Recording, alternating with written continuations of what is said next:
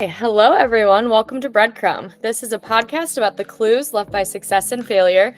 I'm your host, Mary Galkowski, and today we are joined by the Red Boswell, president of IFPG. Red, it's so good to see you and have you on the podcast. Thank you, Mary. Excited to be here. Awesome.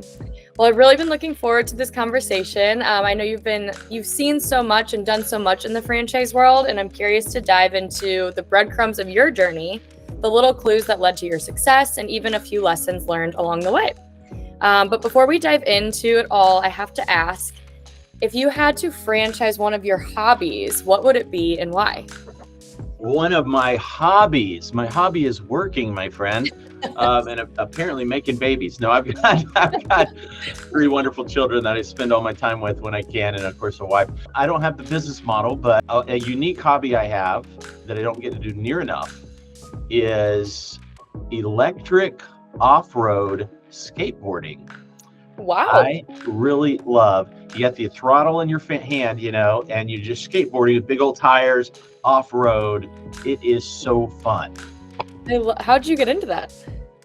Grew up as a skater and a surfer, and just saw the electric skateboards are pretty common, right? And yeah. I saw 12 years ago, I saw a guy with big tires on one. And I was like, whoa, what's that? And he told me it's an off-road version.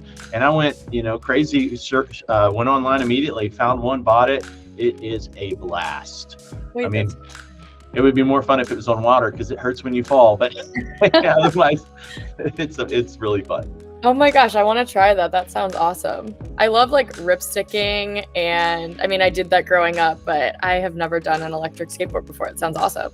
Be careful, boy. Inertia is a real thing. Yeah, for real. That's so funny. All right, well, I'm putting that on my bucket list. Thank you. So awesome. Okay, so diving into more franchise questions, really going to pick your brain on your experience here. So I know you've had a very long career in franchising, and looking back, what is one early clue do you think that really told you franchising is where you were meant to be? I'm 53 years old. When I was 21, I'm in college, long hair, directionless, just a punk rocker hippie, just going to concerts and not really having any thoughts on life. I turned 21 and it just came on me. Oh my gosh, I'm gonna have to be an adult. And so, God works in mysterious ways. I got recruited into Amway. You ever heard of Amway? I have not. Okay. They're a $100 billion company. Okay. That is the mother of all network marketing companies. Amazing. Well, network marketing, recruiting people, changing lives through business ownership. Now, I stayed in it 18 months, but I dove in hardcore. It's kind of like a cult in some ways, people say. And so I'm not ashamed to say I was in Amway and it changed my life and impacted me so greatly. And so I just fell in love with the idea of entrepreneurship and helping other people do what I had done and succeed and get freedom and flexibility and set goals and accountabilities, and listen to great tapes and audible books and associate with good people and read great books. And so all of that got just really infused in me. So fast forward a few years, I had created numerous businesses. One of them was a service business, and I go to sell it. And the gentleman that I hired to help me sell it said, boy, you've got something special here. You've documented everything. You have processes, you have systems, you have incredible profitability. This is the makings of something national. You could scale this. And we didn't know how to do it, what to do it, but we started researching, he and I, licensing, corporate expansion, and then there was something called franchising. And as I dove in, I'm reading, I'm listening, I'm going to educational sessions on franchise. I'm like, oh my gosh, this is helping people achieve their dreams through business ownership, but with more structure, more government accountability and oversight. So there's not scammers out there, at least a whole lot less of them. And so it's a much more risk-free type of opportunity. Nothing's totally risk-free, but I was just like, wow, I have no clue that's what franchising is. I was just like everybody else. It's a McDonald's, it's Chick-fil-A, whatever. No, it could be anything. And so I went on to franchise a very odd, unique home service that no one had ever considered franchising, and did real well with it. So it's a long answer, but that was the realization back in college, and then fast forward another 12 years, realizing, wow, I could do that, but do it in a much bigger, better, more structured way and really have an impact on the world. That's incredible. I love that. I mean, I feel like so many people easily fall in love with franchising. I myself did a few years ago too, and it's just been an incredible ride so far. So that's awesome. Nice. I like the name Breadcrumbs. Thank you. Sprinkles. Yeah. Yeah, absolutely. Everyone has their own journey, and success and failure, kind of defines that journey too. So that takes me to my next question as well, which, of course, success leaves clues. Failure does as well. Can you share a failure or a setback that ended up teaching you a valuable lesson? There's been so many. Maybe one day I'll really learn, but a simple one would be get it in writing. Yeah. One of my many faults is I'm just a pushover. I trust people, and so I've been taken advantage of more often than I should have. Just simply not getting in writing, and oftentimes folks are very well-meaning and they're good people and they're open and honest, but they don't communicate well or they forget what they committed to. So it's not like the world is one big bad place. It's just people are fallible. And so getting it in writing, agreeing to it, documenting it. My kids, who are now 18, 20, and 22, they laugh at anytime we agree on anything. I get it in writing and I have them sign it, and so hopefully they'll learn from my mistakes. Oh my gosh, that's such a great, rule of thumb. My dad taught me that a while back too. Like when I was just graduating college and entering my career, he was like, get everything in writing. It'll save you for sure. Yeah. It's a great piece of advice. It feels so distrustful to get it in writing sometimes. Right. That's awkward and bad, but I know it's the right thing to do. It is, absolutely. That's awesome. So Red, as president of IFPG, I know you connect with a lot of people in the franchise world. How do you think this networking and relationships shape a franchise leader's success? So IFPG, International Franchise Professionals Group, we are best known as the world's largest, most trusted franchise consulting group. Now, the industry calls us brokers. So for those who aren't familiar with what we do, how we do it, we work with hundreds and hundreds of franchisors, hundreds and hundreds of consultants. They're all members with us, as well as over 100 suppliers, and we connect them. So you use the word connect. I love that because that is ultimately our purpose, is connecting franchise professionals. We do it so many ways. Ultimately, we are a marketing company, connecting them through our magazine, through our podcast, through our videos, through our events, and so much more.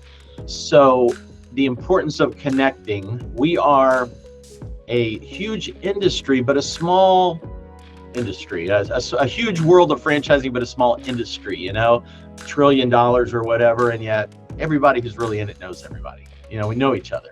And so you build a reputation there.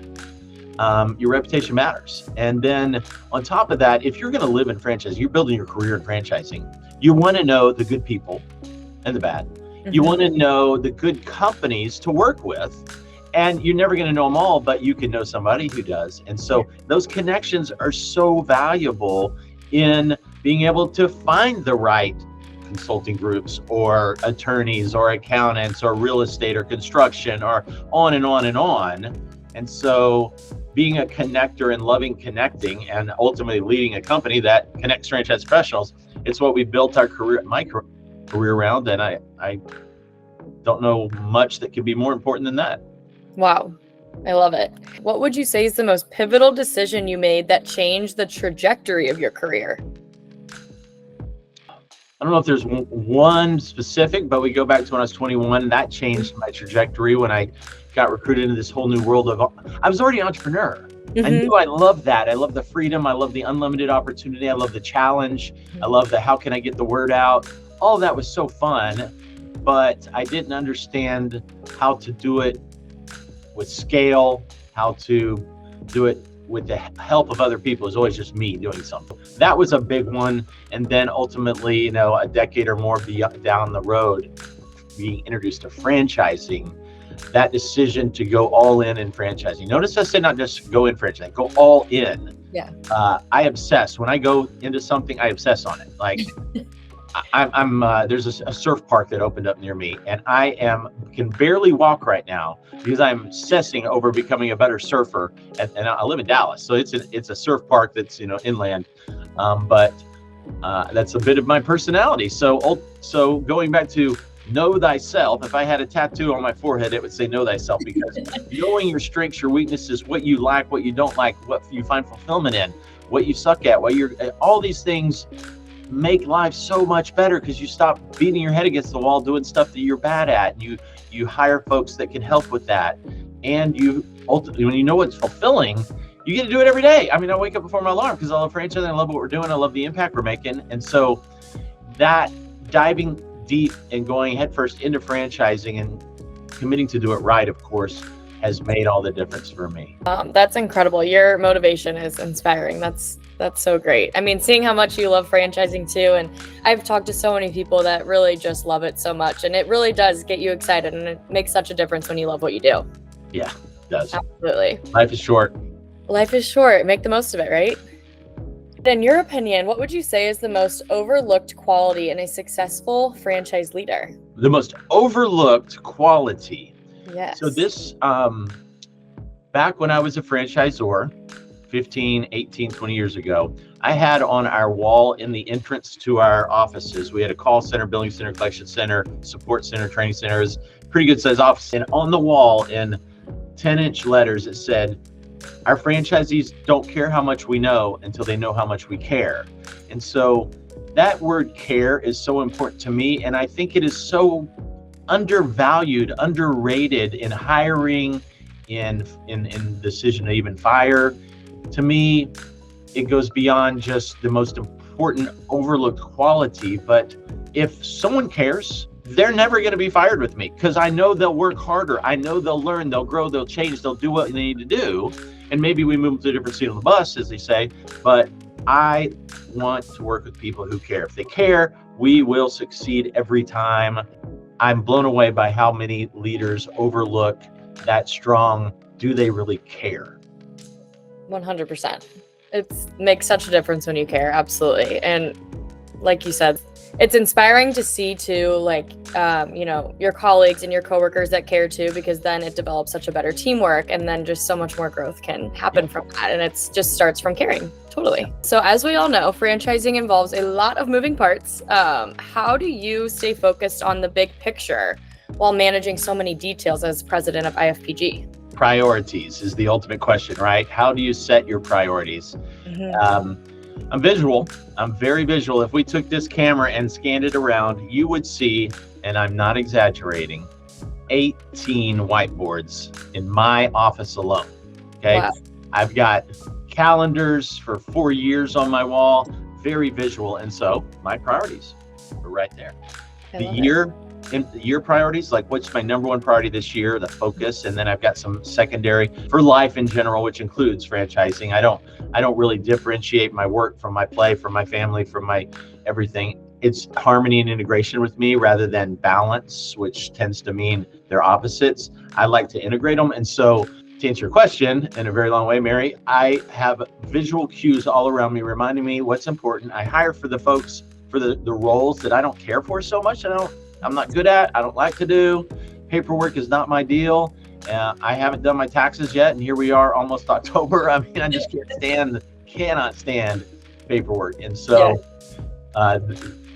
ugly paperwork like that. So anyway, I make sure people are doing that I don't want to do. And then what I want to do, I don't forget, man, because I like doing it, So social media is so fun to me.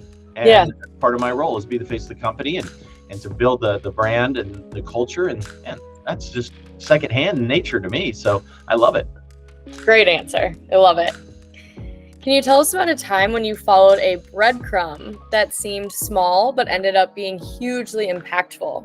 Well, I hate to give the same answer again. Certainly when the guy asked me to McDonald's to talk about a business opportunity, and ultimately I got recruited in this new world of Amway, which ultimately got me into franchising. Or perhaps, again, when the gentleman I hired to sell my business told me we should look at ways to expand nationally myself rather than sell it, I'm like, interesting little breadcrumb.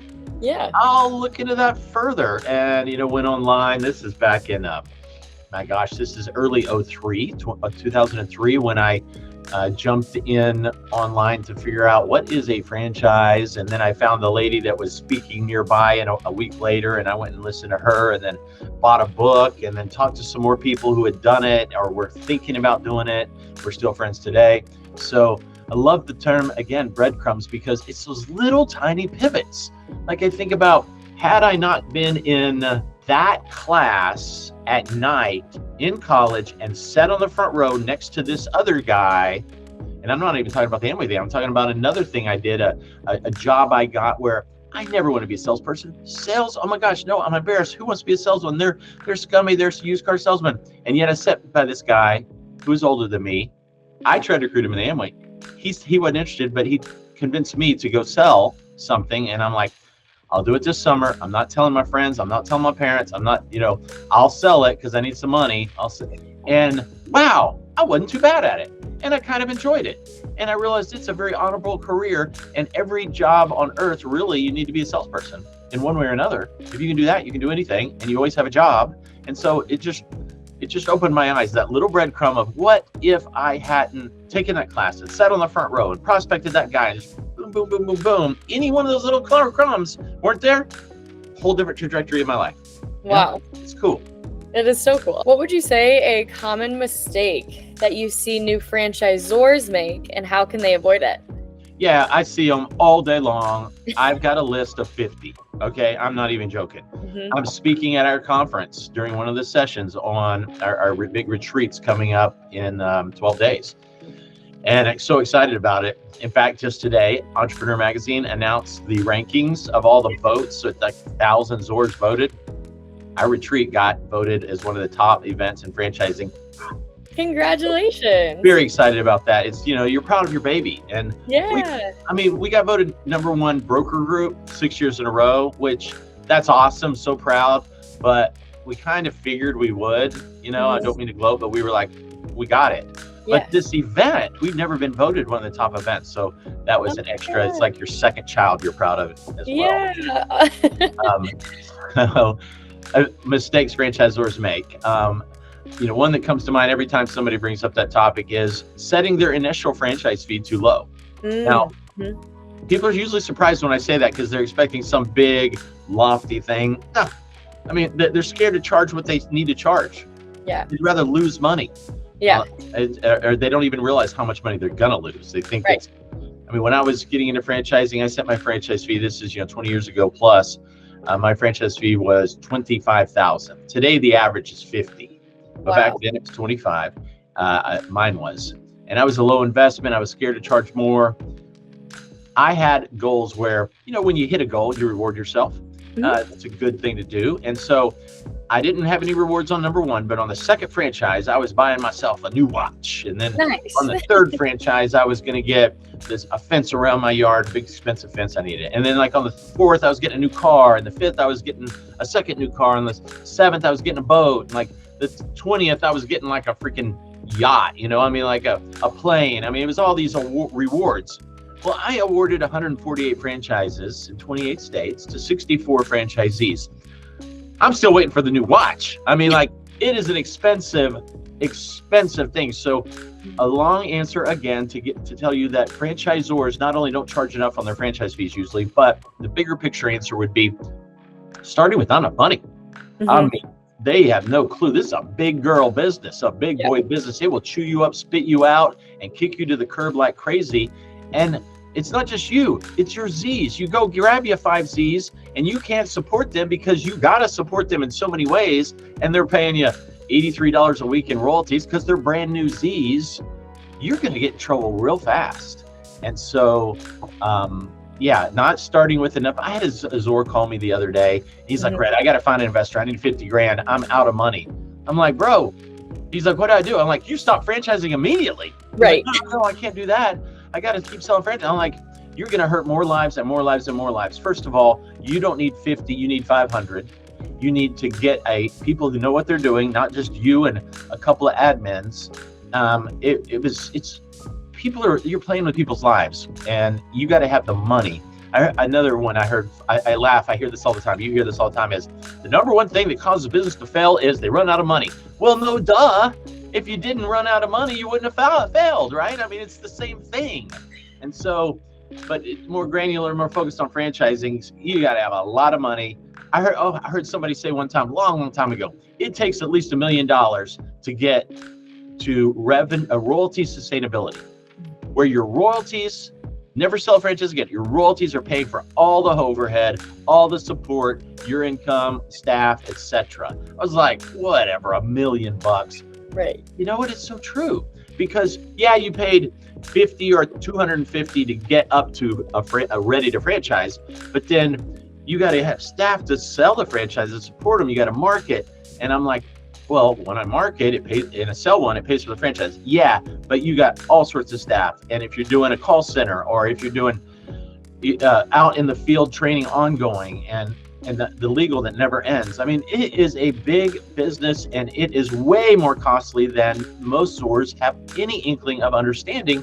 And they get themselves in trouble. They go through a lot of heartache. I did go through a lot of heartache, although I awarded a lot of franchises. I went through a horrible heartache with some financial problems because of the big downturn in the economy back in 08, 9, and 10. So I'm flying all over the place with my ADHD, but not having enough money, not charging enough for what you should be charging, and really getting serious about it with your financials. Yeah, I mean, great pieces of advice. And to all of our listeners too, you heard it here first from Red Boswell. He knows best. Great pieces of advice. Hopefully you haven't heard that for the first time. It's a big one. I haven't. Yeah. Awesome. All right, shifting gears a little bit here, talking about trends. So do you see any trends or shifts in franchising that you think may shape the future of the industry in the next, let's say, like 5 years or so? We have a presidential election coming up, and that can always impact things, certainly in the U.S., which is mostly what we're talking about, the industry. Socialism, Marxism, communism, whatever you want to call it, government intrusion in our lives, the continual treading on me of the government, not getting out of our way, giving us the freedom to do what we want to do and pursue our dreams. I mean, what do they say? Life, liberty, and pursuit of happiness, right? Well, why are you taking away our pursuit of happiness and our liberties? And so it's a big high-level answer, but just government continuing to think they know better than we do and trying to set every kind of noose around our neck to slow us down and restrict us from achieving our dreams. Very annoying. Taxes are part of that. So government, get out of the way. That's and the opposite, the answer would be government trying to get more and more in our business. Interesting. Great answer. Thank you. What would you say is one leadership lesson that you learned the hard way, and how has that shaped how you lead today? I guess trusting folks too much. You know, I talked about get it in writing, but I had a high-level person in my organization embezzle and do some sabotaging, trying to take over the company a good while back. And that was so blew my mind. I didn't even know it for 2 years after everything went down on that. I finally figured out and found out that had occurred. And so being so trusting with people and not having more, I guess, security in place to protect from bad people is one. I don't know what I could have done, frankly. I think about that every day for 15 years now. What could I have done differently? But I think it ultimately came down to just being I'm so optimistic and my worldview is so rosy oftentimes that I don't realize some people are not so nice and not so honest and are looking to do whatever they can to either hurt or to steal. And so just that has taught me, and I guess scarred me, but I still have this rosy, optimistic picture, but it's tempered more so with the reality of the world is not so rosy as I think it is. So if I'm going to err, I'm still going to err on the side of positivity and believing in people. I just have to realize that, as I guess President Reagan said, trust but verify, be a little more tempered in that optimism and trust. Awesome. Thank you for sharing that. How would you say you foster innovation in a franchise model that relies on consistency and replication? Woo, man, write a book on that one. Consistency and replication of innovation. Consistency and replication of innovation. Okay, so getting every employee in the franchisor involved in franchising. They need their CFE. If you're building a career in franchising, And anybody I hire, I expect to be building a career. This ain't just some stop along the way.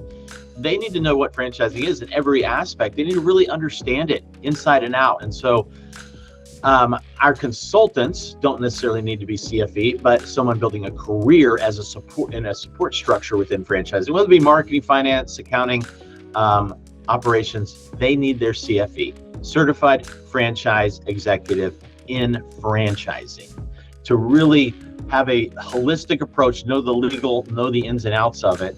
And so in doing that and building an organization that's really franchise focused into franchising, understanding it, it will create that culture of replication and scalability that you're asking about. Now, the innovation part, it comes from the top. Everything rises and falls with leadership. And so you've got a founder, hopefully, the visionary, with that innovation gene, because they've created the company in the first place. And now they're hiring for that, but at the same time, getting someone to balance them out with like an integrator, a more COO type that's hiring for that as well. Everybody can't be innovative, or you just got a bunch of artsy folks and visionaries that get nothing really accomplished beyond start and fail. And so it's a complicated question. It's a big question. Creating a culture of innovation that can replicate and scale. You want the franchise core. You want the visionary that's got the innovation gene. You're hiring for innovation amongst the folks that matter for that. And you're still seeking input from all other parties that are less innovative in their natural state. And that the accountants of the world tend not to be that innovative. And yet you still want their input. You want them to be part of the team and have a say and understand with clarity where the organization as a whole is going, what is being innovated, what the priorities are within that innovation. And that comes from both the visionary and the integrator working together to set those priorities with the team. So again, sorry for the complicated long answer, but it's not a simple one to answer. It starts with foundation of franchising and the foundation of innovation, but the clarity around how you build it amongst the people. Yeah, no need to be sorry at all. I mean, that was an amazing answer for sure. Talk with my hands too. I'm like, okay, people. I usually do too. You can tell I'm very visual. Yeah. See it. Okay, there's the accounting operation right over here, but then Yes. sales and marketing and I'm totally a visual learner as well. That's right. Now, but yeah, do you love music? Yes. Me too. I'm like, okay, how am I such a visual learner, but I have to have music playing all the time, which is say I'm auditory as well. Yeah. And then my love language, my wife says, and most guys have, is touch. So now I got all three. So I don't know what I am, but I need it all, I guess. You're a jack of all trades, yes. That's funny. Red, if you had to start your career all over again, what's one thing you would do differently, if you would do anything differently? Yeah. Get it in writing, right? We talked about that. Not be quite so rose-colored in my trusting of everyone and everything, and think they're all out with the same vision and caring kindness that I have. Yeah. I know we kind of covered both of those. So another way to ask it is any big regrets? Yeah. And I love the path that kind of the universe and the Lord has taken me on, in that I've had some massive failures, and a lot of it's my fault. Some of it just occurred and there was nothing I could have done about it. It's like when you get cancer or something, you could not have stopped that. And I've had some things occur in my career that have been disastrous, and I couldn't have stopped them. Mm-hmm. And so, but did I learn? Did I grow? Did I bounce back? Did I have that resiliency that I try to train and build into my kids every day? I hope I did. I feel like I'm better from it. Yeah, I got the scars. Yeah, it hurt. Yeah, it still hurts, but I can be more empathetic and more relatable to others because of the pain I've gone through. And the successes, hopefully, that I've had can be motivational for them as well. So no specific, like, I wish I hadn't franchised. Heck no. I wish I hadn't gotten a marketing degree. Heck no, I love my marketing. I got an MBA 2 years ago. I'm proud of that. Achievement is part of my DNA. And so I'm really proud of where I've gone, where I've come to, and heck yeah, where we're going. The sky's the limit. So. Wow. That's so amazing. You should be so proud. That's so cool. Having a blast every day. Great. I love it. That's so awesome. That's what it's all about, right? Making a difference. Yes. All right. So to wrap up here, what is the biggest breadcrumb of wisdom you'd want to leave behind for the next generation of franchise leaders? Next generation of franchise leaders. So determine, do you want to be a franchise leader? Is this your tribe, right? I had a lady tell me about 12 years ago, she said, Red, you need to figure out if you're a big company person or a small company person. I thought that was profound. I was like, because I was interviewing with Yum Brands. I don't know how many $100 billion, right? Right. And I was also talking to some small Zors. And I was like, it was after I sold my franchise organization. So I knew I wanted to be a franchise. This is my people, but I didn't know where at the time. And that was profound. So knowing, is this your tribe? Do you want to be in franchising? And then go all in, know thyself, as I said earlier. So know your strengths and weaknesses, know what part of that you want to be in. Another fella about probably 10 years ago or so, as I was trying to find that trajectory within the franchise space, he said to me, Red, you want to be a CMO or a CDO? CMO, Chief Marketing Officer, or Chief Development Officer? And because I was pursuing both paths simultaneously. I love marketing, I love impacting through marketing, but the sales component is where the money is and where you get to see the fruit of your labor actually, come to fruition. But you do it through marketing, so they integrate. But it was just another profound question. Do you want to be a CDO or CMO? Because they are very, very different. Yeah. And I had kind of thought about that before, but him just right between the eyes, saying it right to my face like that. Had someone said, if you could ask this, what are you going to say? I would have I don't know yet. I don't know. But he said it and it just hit me. Dude, I'm CDO. CDO. I mean, it hit me. I was like, woo, light bulb over the head. And so I like the marketing part, but you can get that. So anyway, things like that. So back to your question. Sorry, again, chasing rabbits here. The future franchise leaders, if this is your tribe, you know that, you want to be in franchising, know thyself, know where your strengths, weaknesses are, know the ultimate game plan of, do you want to be a CEO? Do you want to own a group of franchises? Do you want to be in the service sector? If you're in restaurant space, it's a whole different world. If you're in hotels, you're way over in the other parking lot, but you're still in franchising. So knowing where you want to be within that sphere, and then going all in, and what did I say 100 times already? Care. Really care. That will give you fulfillment every day, and you'll find your people within your people, the tribe within the tribe, and have a blast doing it. I love it. Red, thank you so much for your time today and sharing all about your journey, your experience in the franchise world. It's been an absolute pleasure. Thanks, Mary, as well for you. Thanks for all you're doing, impacting the world through breadcrumbs. Absolutely. Thank you so much. Stay tuned for more episodes coming soon on Breadcrumb.